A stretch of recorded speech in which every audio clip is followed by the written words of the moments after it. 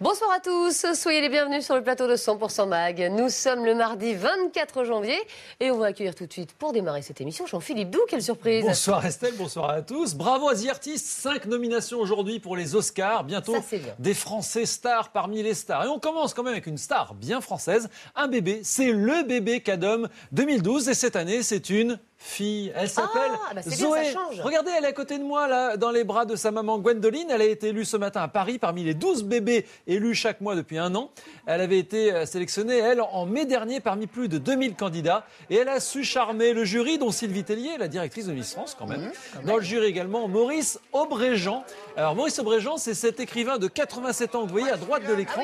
C'était le premier bébé Cadom élu en 1925. Bon, en 1926, c'était Hervé Morin.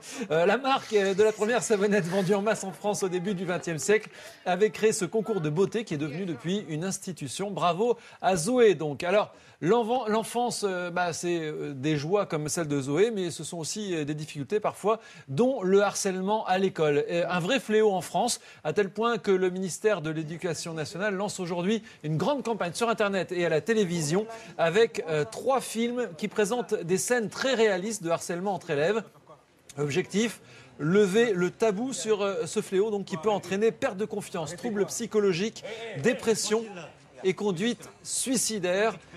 Un jeune Français sur 10 serait victime de harcèlement sexuel. C'est un vrai problème. Alors, les enfants, n'ayez pas peur d'en parler aux adultes. Et les adultes, bien sûr, écoutez les enfants pour les protéger. L'enfant